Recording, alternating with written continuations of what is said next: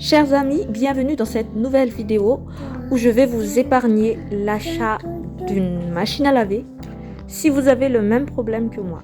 Donc là, je suis en train d'enlever les linges que j'avais mis à tourner, mais que ça n'a pas du tout été nettoyé. Et en plus, il y a de l'eau qui restait au fond du tambour.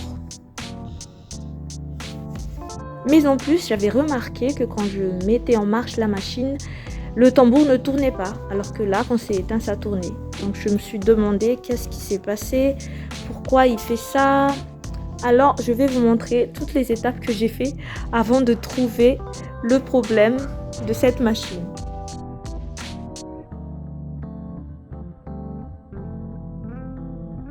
Je me suis dit c'est sûrement un problème de saleté. Et d'ailleurs, j'ai trouvé des cheveux dans le petit trou juste à côté du tambour. Donc j'ai enlevé. J'ai nettoyé au fur et à mesure la machine.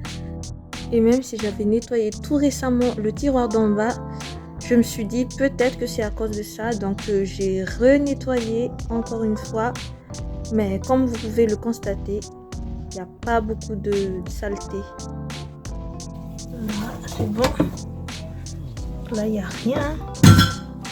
C'est vrai qu'il n'y a rien. Je vais voir quand même à l'intérieur.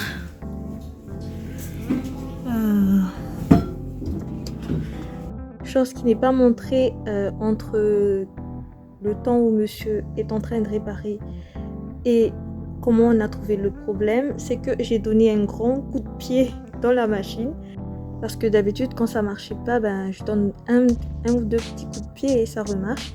Mais là, quand j'ai donné un coup de pied, il y a le courroie qui est tombé de la machine à laver parce que j'ai poussé la machine. Donc, j'ai vu un truc rond qui tombait, qui était complètement bousillé, on va dire. On dirait un pneu qui a été découpé en petits morceaux. Donc, en fait, c'était juste un problème de courroie. J'ai donné la référence à mon mari. Il était parti acheter chez Monsieur Bricolage ou je sais plus où est-ce qu'il avait acheté. Et là, quand il rentre, il va changer. Donc là, il n'est plus là, le courroie, mais il a déjà racheté. Et voilà. Donc, il suffit juste, si vous avez déjà la chaîne de votre vélo quand vous étiez petit qui s'enlevait de, je sais pas comment on appelle ça. Donc, c'est pareil. Il faut faire la même chose. Il faut tourner et c'est fait. Donc c'était juste une petite vidéo. Et d'ailleurs, il n'y avait pas que ça comme problème, il y avait aussi un bruit.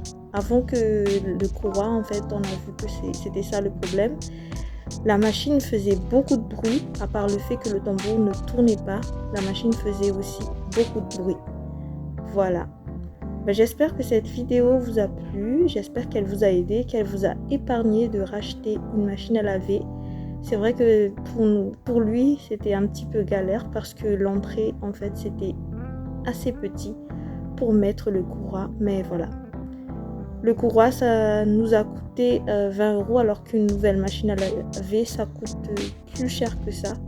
Donc, je suis bien contente d'avoir trouvé ce petit problème. Je vous fais à tous de gros bisous et à la prochaine vidéo.